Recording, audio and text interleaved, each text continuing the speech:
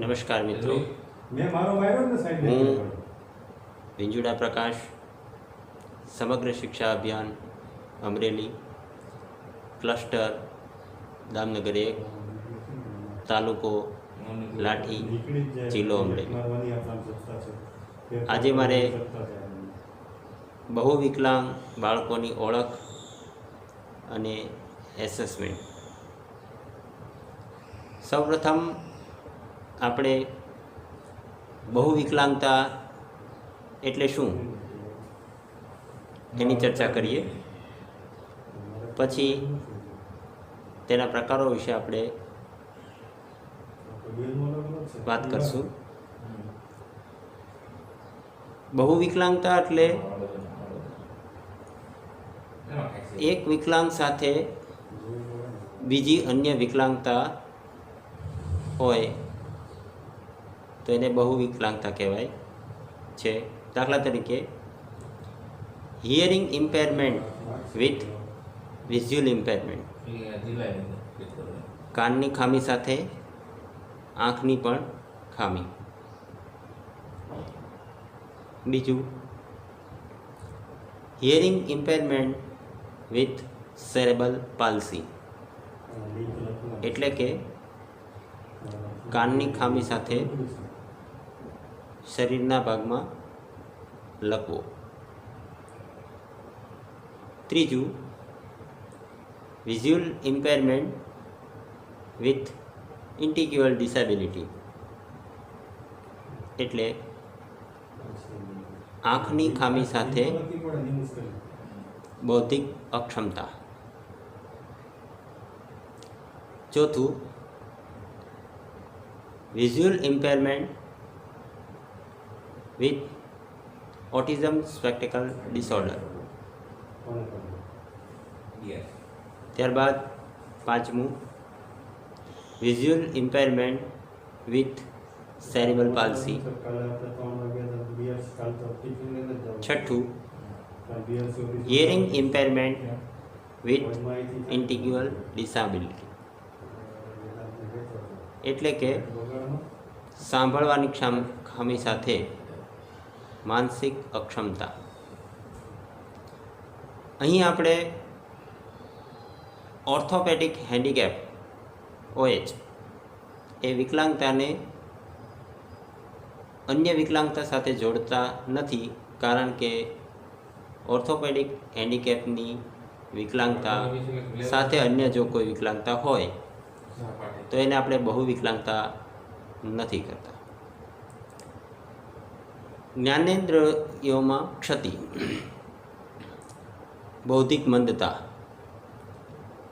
હવે આવા બાળકો કેવી રીતે ઓળખવા? આવા બાળકોની ઓળખ વહેલામાં વહેલી થવી બહુ જ જરૂરી છે. સામાન્ય બાળકમાં વિકાસના તબક્કા છે તે પ્રથમ બાળકની આંખનું વિઝન છે.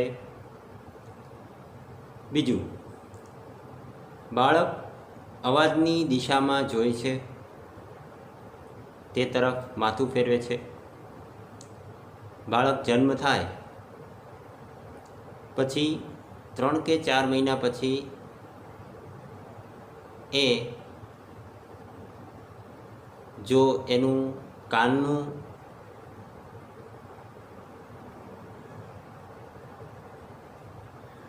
કોઈ પ્રકારની ક્ષતિ ના હોય તો બાળકને આમ ચપટી વગાડીએ તો એ ચપટીની દિશામાં એ પોતાનો હાવભાવ પ્રગટ કરતો હોય છે. ચોથું બાળક રડે છે, અવાજ કાઢે છે, ત્યારે તેના અવાજના હાવભાવ કેવા હોય છે. પછી બાળકને સ્પર્શ શક્તિનો ખ્યાલ આવે છે, બાળકને સ્વાદનો ખ્યાલ આવે છે, બાળકને ગંધનો ખ્યાલ આવે છે.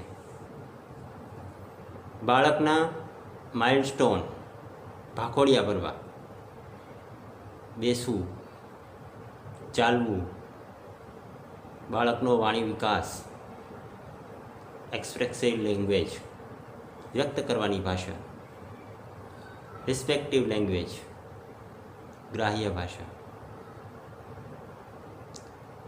Vision, hearing. બાળકના એસેસમેન્ટ માટે વધુ આપણે બાળકના લક્ષણો જોઈએ તો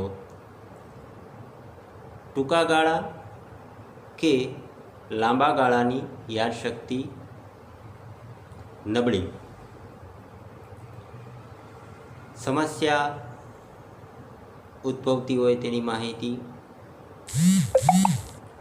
સંકલનમાં કે સમસ્યા ઉકેલ પ્રતિભાવો આપવાની અક્ષમતા, પ્રત્યાયન ક્ષતિગ્રસ્ત,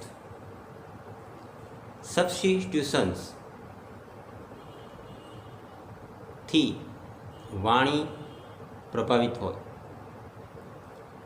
ઉચ્ચ કક્ષાની વિશાળ અને અર્થઘટન કૌશલ્યની ઉણપ, તેના મૂડમાં સતત બદલાવ,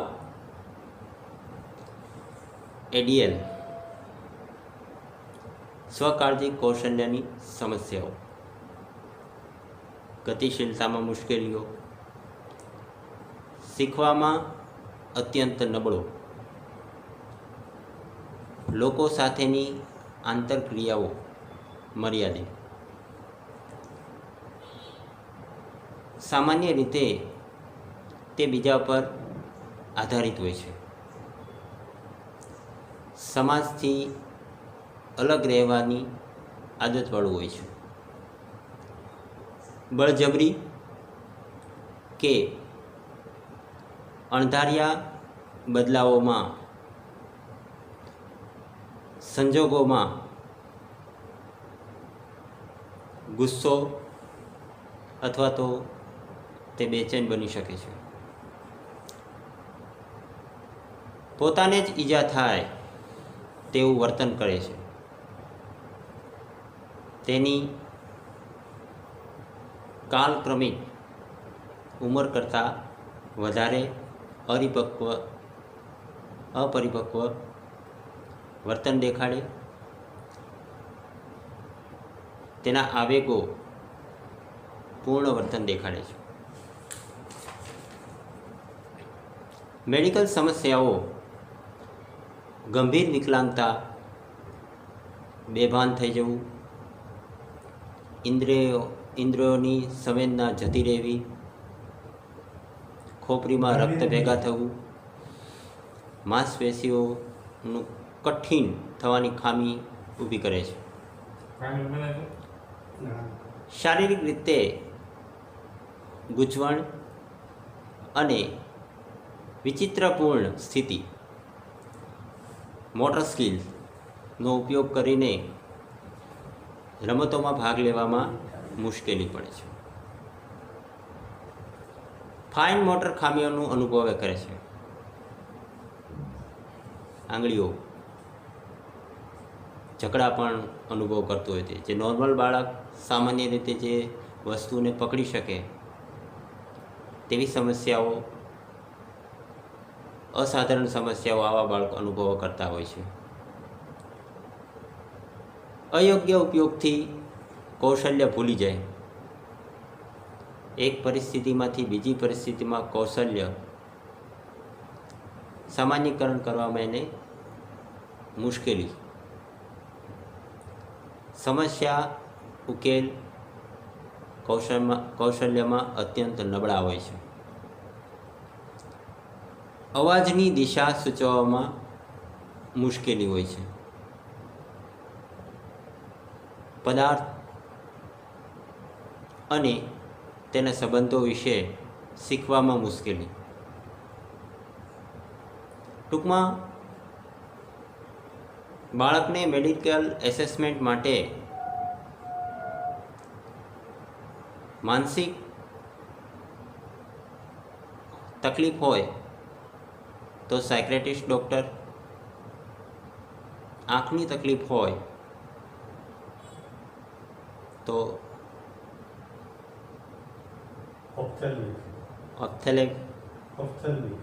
ઓપ્થેલ્મિક, અને કાનની તકલીફ હોય તો ENT સર્જન, હાડકાની તકલીફ હોય તો ઓર્થોપેડિક. ના સર્જનની ઊંડી તપાસ અને એસેસમેન્ટના અંતે બાળક દિવ્યાંગ છે કે નહીં તેનું પ્રમાણપત્ર રજૂ કરે છે. ડિસેબિલિટી તેને કઈ છે? મલ્ટી ડિસેબિલિટી માટે અલગ અલગ ડૉક્ટરોનો વ્યૂ લેવા પડતા હોય છે, અને ત્યારબાદ એક કરતાં બહુ વિકલાંગતાઓ નજર ચડે તો અને માત્ર તો જ એને બહુ વિકલાંગતાનું સર્ટિફિકેટ પ્રાપ્ત થાય છે. તો કઈ કઈ દિવ્યાંગતા બાળકમાં છે, કેટલી ટકાવારી છે, તેના પરથી ચોક્કસ ખ્યાલ આવી શકે છે. ઘણી વખત બાળકનું વિઝન રોજબરોજના કાર્ય કરવામાં એટલી અક્ષમતા એને નડતી ન હોય જેટલી એને સાંભળવામાં તકલીફ પડતી હોય છે. બાળકના મેડિકલ એસેસમેન્ટને અંતે શૈક્ષણિક સામાજિક એસેસમેન્ટથી બાળકના વિકાસમાં ચોક્કસ જરૂરી મદદ મળે છે. તે મુજબ તેના વિકાસના કાર્યો આપણે કરી શકીએ છીએ.